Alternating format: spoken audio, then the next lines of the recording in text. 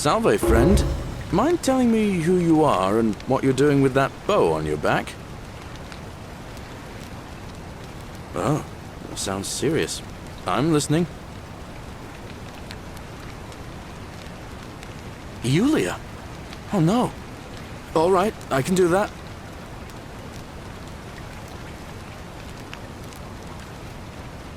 Poor Virgil. Poor Rufius too, I guess. All right, got it.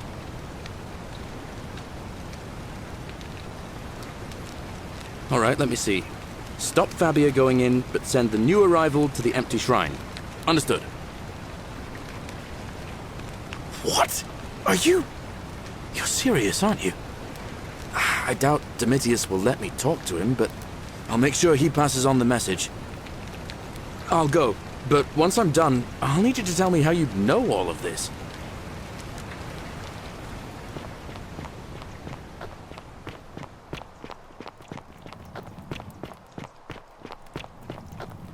Ixion turns.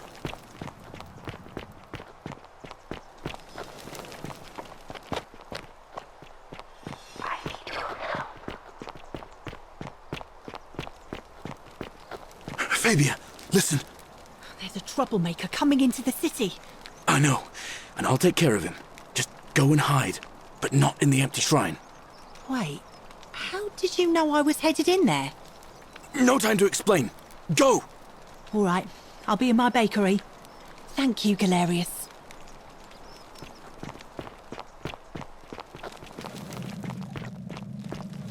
Don't shoot. I'm no threat. You'll find what you're looking for in the avenue. Second building on your left. I've got to run. Thank you. For your service to the Empire, I'll let you live for now, but you'd best make sure our paths don't cross again.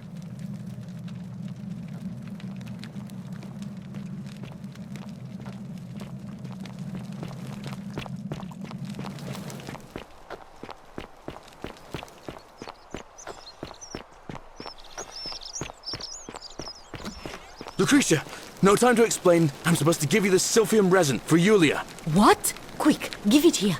I'm just going to help her swallow this. I think she's going to be all right. Galerius, you're amazing. How did you know? I was just doing what the new guy told me. I don't understand. How did... Never mind. Thank you so much for acting as quickly as you did. Another moment more and we would have lost her. Can't stay. Places to be.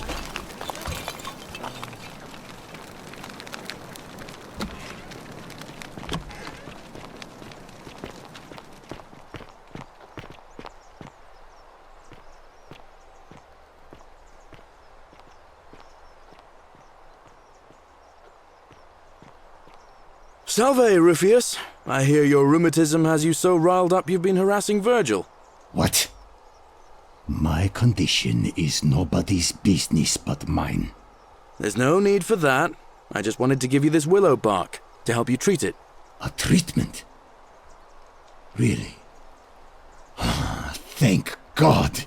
Finally, some relief after all this time.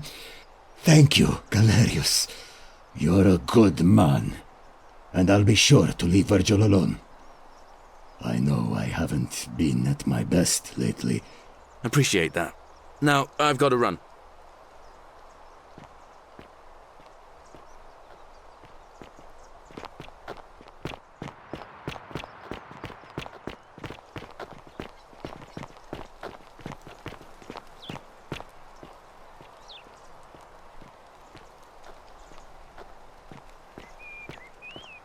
What now? I have a message from Malleolus. Yeah? Who's it from? The Emperor. He knows Malleolus's real name is Quinctius, thanks to Claudia, and demands he withdraw from the election and release Ulpius and Iulia immediately. Are you out of your mind, farm boy?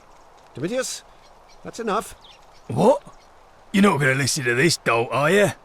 Galerius, all right, I'll withdraw, and Ulpius and Julia are free. I trust our business is concluded? Yes, that ought to do it. I guess I'll go and tell Ulpius the good news then.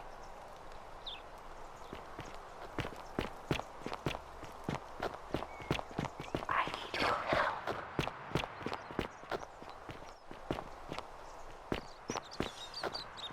Citizen.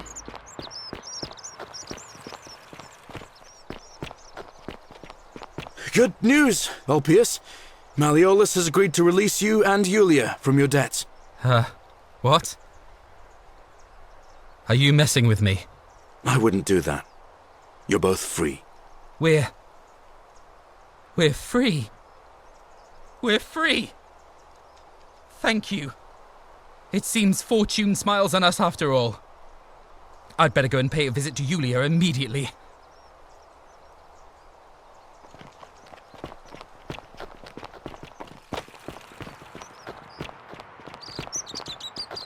Citizen.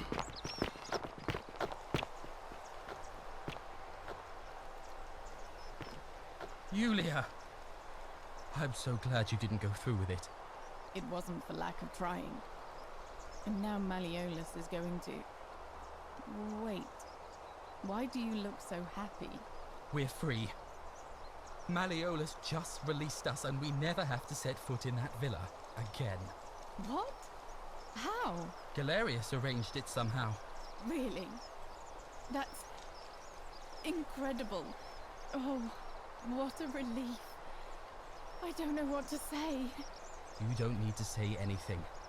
Just rest up, get your strength back, and we'll celebrate properly when you're ready. I will. Thank you, Ulpius. I will.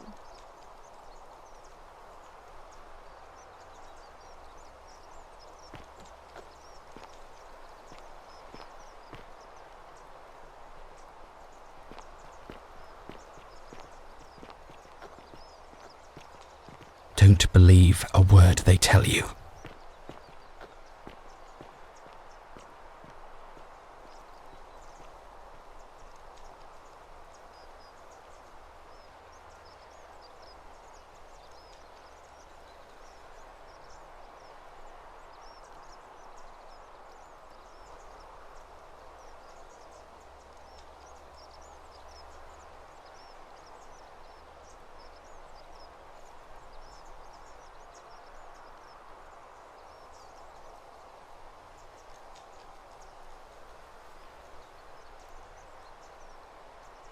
Priestess, Malleolus has decided to withdraw from the election. Oh, well, that's surprising. But thank you for telling me. I'll let everyone know.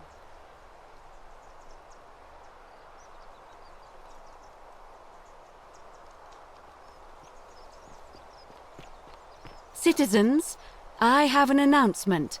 Malleolus has withdrawn his candidacy from today's election. Unless any new challengers are nominated by nightfall, Sentius will be re-elected magistrate by default. Actually, I'd like to nominate myself, if that's all right. Of course, Galerius, that's your right. Citizens, the election will proceed. Salve again, friend. I went and did as you asked, and it worked. How is it possible that you've just arrived here and you already know everyone and exactly what's about to happen to them? Ah. Good one. But seriously, how did you know?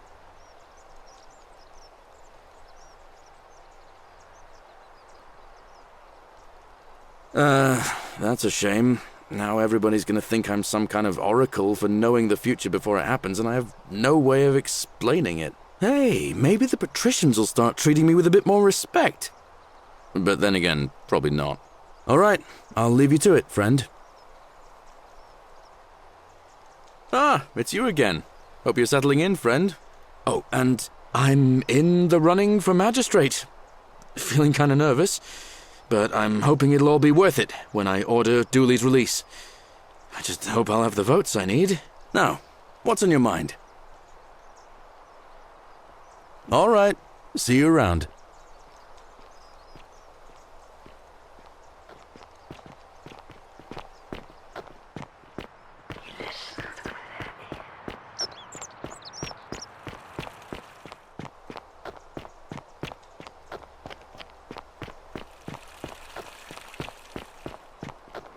Salve.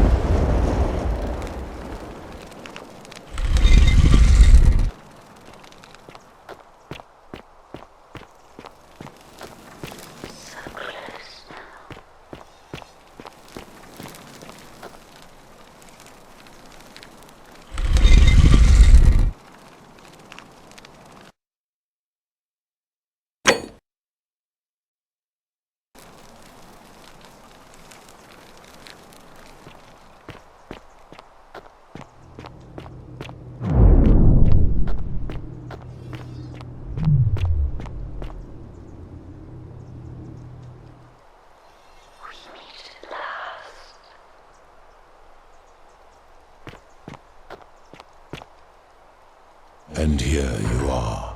Allow me to introduce myself. As you have already gathered, I've been known by many names. Nergal to the Sumerians, Osiris to the Egyptians, Hades to the Greeks, and Pluto to the Romans. But the one constant through it all has been my title, God of the Underworld. And I've been watching you with curiosity, mortal, ever since your arrival. You're unlike the others, aren't you? And what is more, you carry a weapon that was never intended for mortals to wield, and you do it so brazenly. But there will be time for your reckoning later. First, as a reward for undoing the desecration of my obelisk, I will allow you to satisfy your curiosity. Ask what you will. My story is many thousands of years long. You will need to be more specific. What do you wish to know?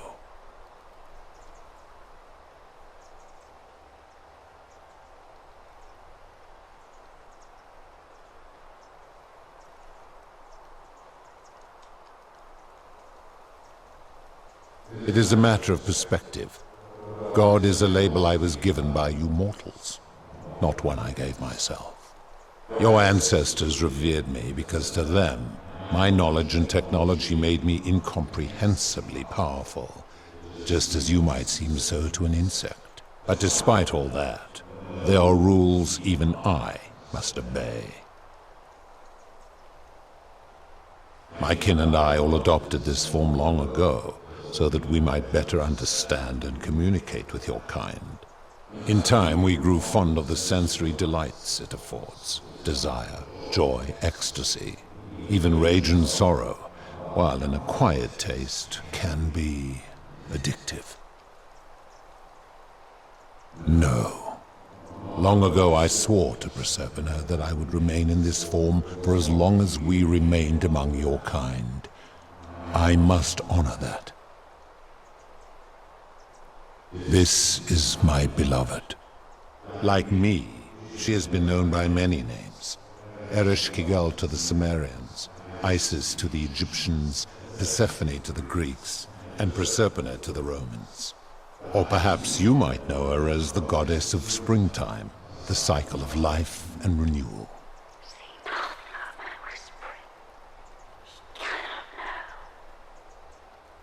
Your gaze lingers too long. That is my servant.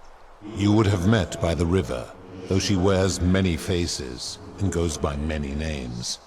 Kumutubal to the Sumerians, Kirti to the Egyptians, Charon to the Greeks, and Charon to the Romans. Her role is to ferry souls between the mortal world and this one, and to make their transition as seamless as possible. For that, she earned herself the infamous, if erroneous, moniker, the Ferryman. You will talk more later. For now, ask your questions. As you wish. It has come to be known simply as the Underworld, and it exists because of a wager I made long ago. That is a long story, one that began over 3,000 years ago and continues to this day. You see, long ago my kin and I set out from our home on Elysium to search for other forms of life among the stars. We discovered your planet and witnessed your kind evolving from primates into something lawless and barbaric. You all but destroyed yourselves, your 2 short lives being extinguished by violence and ignorance and disease. Yet Proserpina saw raw potential in you, and persuaded the rest of us it would be squandered without our intervention and stewardship. So we revealed ourselves to your people in a place called Sumer. We offered guidance in agriculture, toolcraft, and law, and you called us gods. For a time you flourished, but soon you were too many for us to oversee, and as you spread from that cradle of civilization, we saw something disturbing.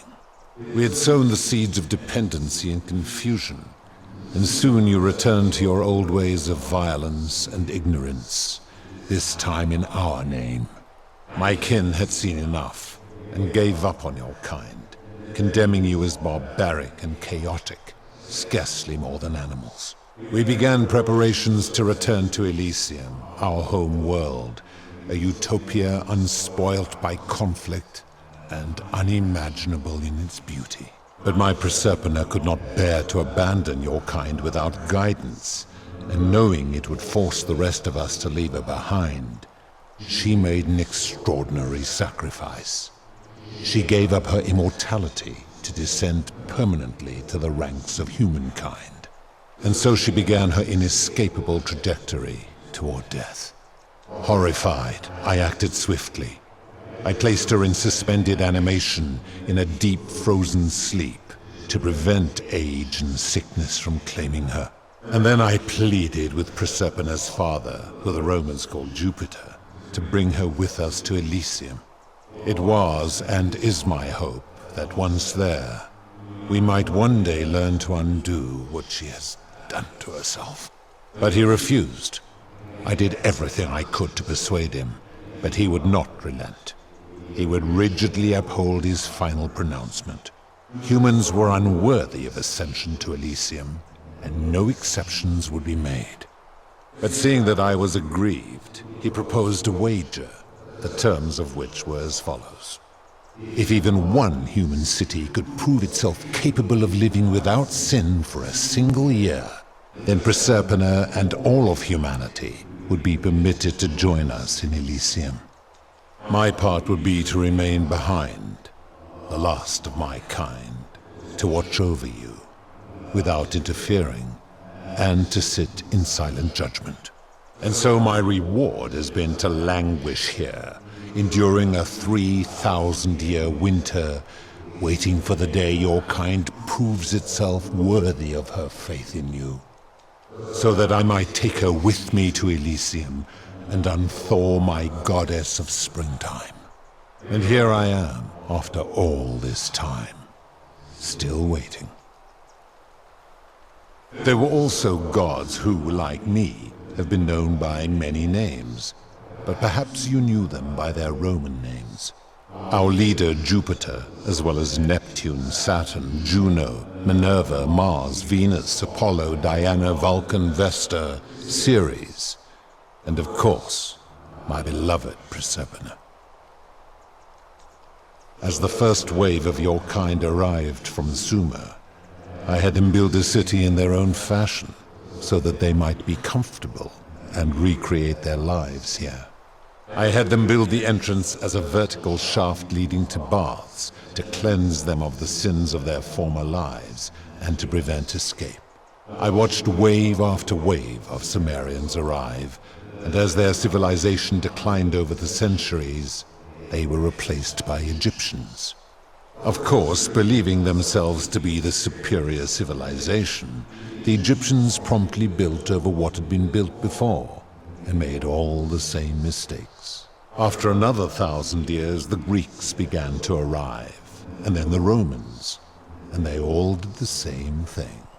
They built upon the underworlds of their predecessors, renamed their gods, and ensured their foundations were forgotten. To ensure the wager was fair, it was important that my subjects were chosen at random. To this end, I had my servant distribute 1,000 tokens fashioned from silver, a rare element at the time, across all of Sumer. Whoever died while in possession of one of them would be located by my servant and ferried to this place, with no memory of how they arrived. As the tokens were discovered, they were traded, smelted, and fashioned into trinkets, and eventually coins, spreading to Egypt like seeds on the wind. Later, when they spread to Greece, they would come to be known as Charon's obol, or as coins for the ferryman. Some placed coins in the mouths of their dead, hoping they would awaken here, though they had no way of knowing which coins were fashioned from the original tokens. In fact, almost all of the tokens are accounted for, only 2 remain. And so after this wave destroys itself, as it is destined to do, your kind will have squandered the last of its potential to ascend beyond this rock and Proserpines along with it. It is a regrettable story. One of the first men who came to this place was a king of Sumer and a troublemaker. To be rid of him, I returned him to his people on the condition that my servant erased his memories of this place. But the erasure did not take completely, and he told stories of this place as if describing memories of a dream. His tales were committed to writing, which came to be known as the Epic of Gilgamesh, and his words were twisted and distorted over generations. Later, the Egyptians would adapt Sumer's stories of the underworld, making them wildly intricate and labyrinthine. Their Book of the Dead and Book of Gates bore less and less resemblance to this place in their priests' pursuit of profit. Then, when the Greeks began to arrive, they proved far more cunning, and in a series of incidents that will not be repeated, 5 of them escaped. A warrior named Heracles, 2 kings named Sisyphus and Theseus, a poet named Orpheus, and a Trojan named Aeneas. They each told embellished tales of this place, how to get here, and how to escape. And so from Sumer to Egypt, Greece to Rome, your kind has always told each other stories about this place, though each story contained only a seed of truth. Of course. That is merely the name your people have given to it, but yes, it is my doing. That is a story dating back to the very first wave. After the Sumerians finished building their city, the self-declared ruler threw a banquet to celebrate. Now this man was unmarried, and many women were vying to become his wife, a prestigious position of power and influence in a new world. Of all the women, 2 were particularly ambitious. Both were beautiful, and both arrived at the banquet wearing eye-catching dresses and painted faces, their hair woven in elaborate fashion. The first woman, recognizing that she would require an advantage to win the ruler's affection, draped herself in jewelry, ornate necklaces, bracelets, and rings fashioned from gold. Seeing this ostentatious display, the second woman grew envious, for she had no such jewelry at her disposal. She prayed aloud to any gods that would listen to cover her in gold, and when her prayer went unanswered, she took matters into her own hands.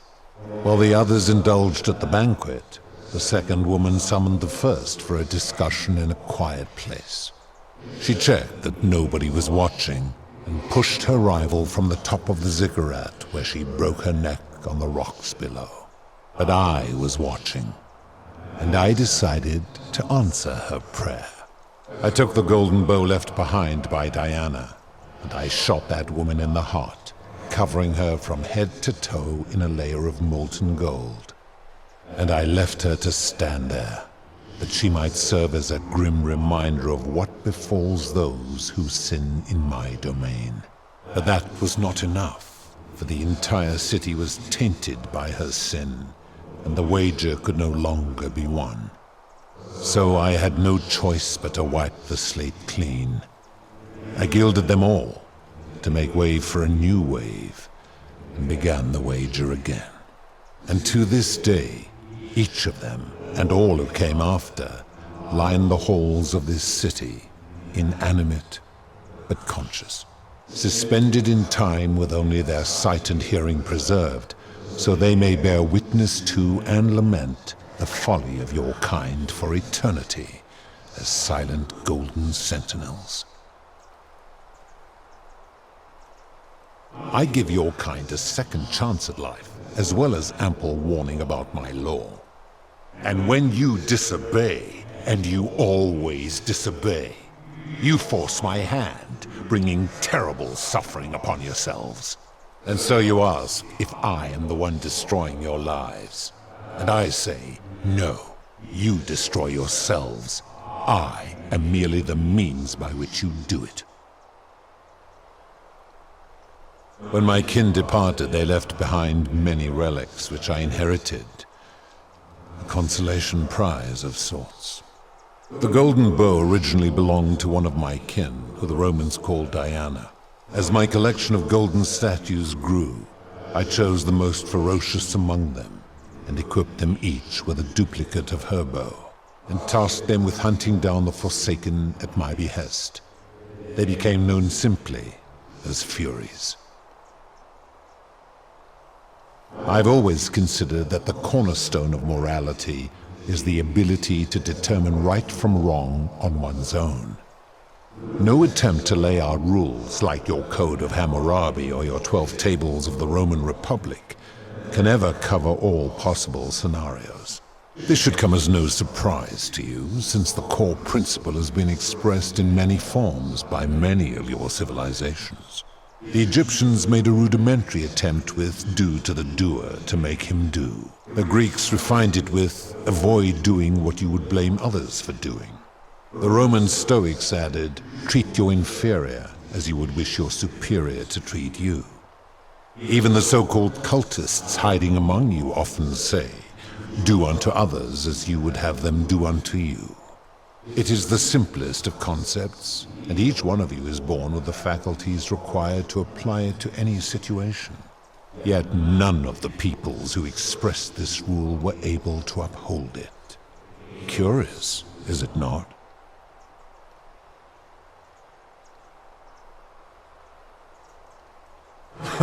For you, perhaps.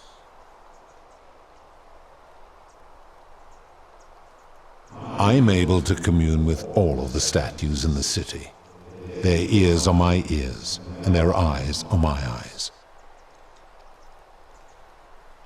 If she was still conscious, I suppose she could, but she's not. Why do you ask? Careful. He does not know I speak to you. Then what an odd question.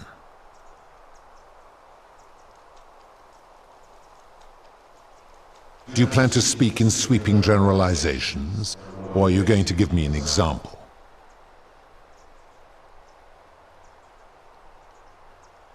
Very well.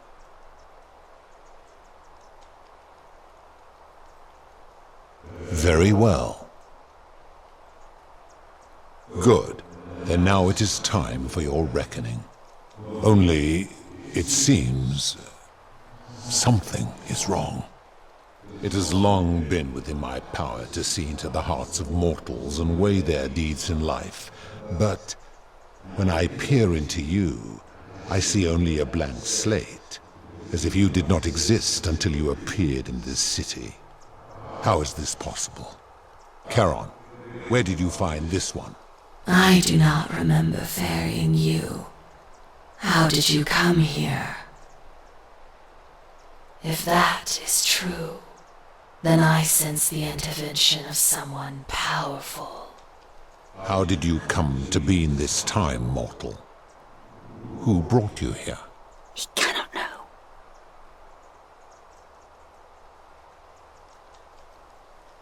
I do not know. My kin departed long ago, and Proserpine has slumbered for 3,000 years. Tread lightly, mortal. Enough of this. It seems I will need to put your reckoning on hold for now. But answer this. Why have you come here? What is it you seek? Ha ha ha ha. Your hubris is amusing, so I will allow you to make your case. But I warn you, if you anger me or waste my time with lies or wrong-headed arguments, you face death here. So, tell me, why should I put an end to the so-called Golden Rule?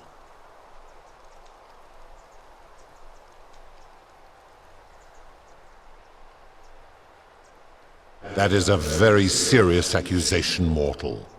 What sin have I committed? What evidence do you have to support it?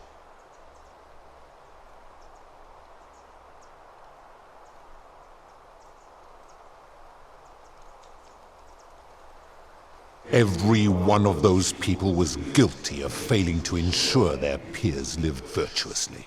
They failed collectively, and so they were punished collectively. The Romans understand this, as did the Greeks before them.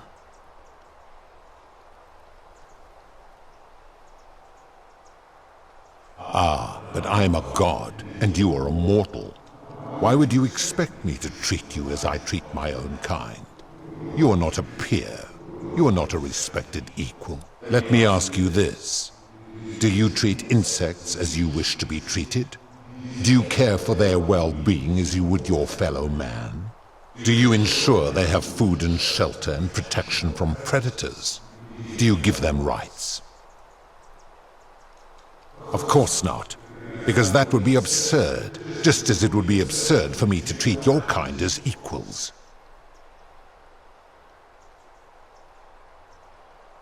Where to begin? Our lifespans exceed yours by thousands of years, in which time we accumulate vast wisdom and a mastery of technology you cannot begin to imagine. Because that is the source of our power over you.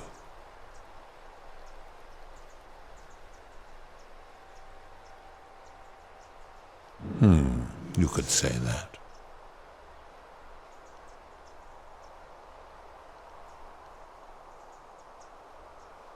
My kin have no superiors.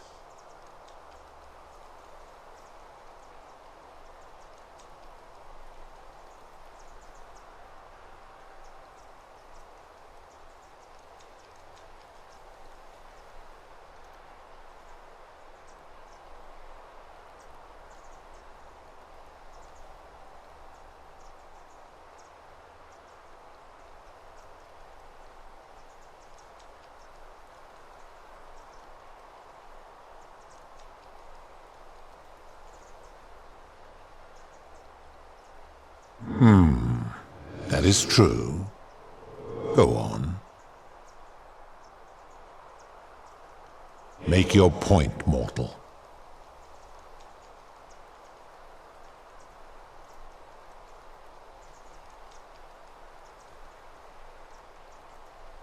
Let me ponder that for a moment. If you are right, then it would follow that all this time I have been in the wrong. But no. The very thought of it grieves me. How can I accept your argument when doing so would make me a tyrant and a monster?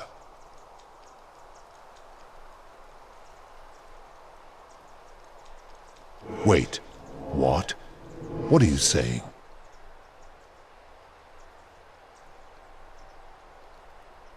You have spoken eloquently, and yet, if what you say is true, it follows that my wager was fatally flawed from the beginning. But that would mean Jupiter, Proserpina's father, who knew more about you than anyone, proposed a wager I could never win. Why would he do that? A mistake? But he is the best and greatest of us.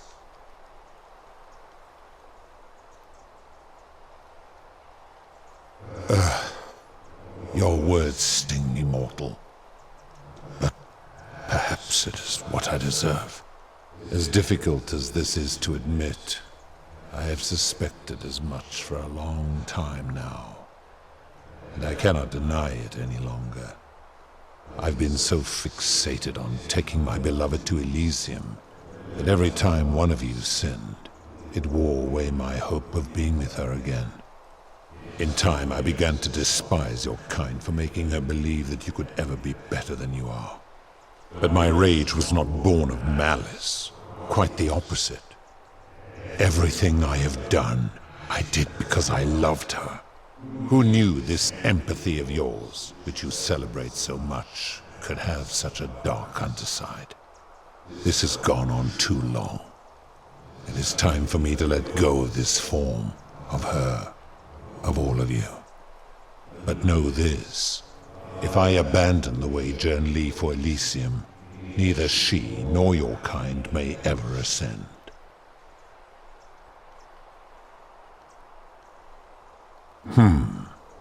Very well. I will have Charon make arrangements to ferry the others. But as for you, be aware you will be separated from the rest. Once this exodus begins, the events that brought you to this moment will never have taken place, and you will have created a paradox.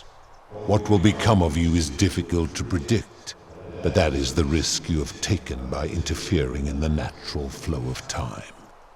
Now, are you ready? Farewell, mortal.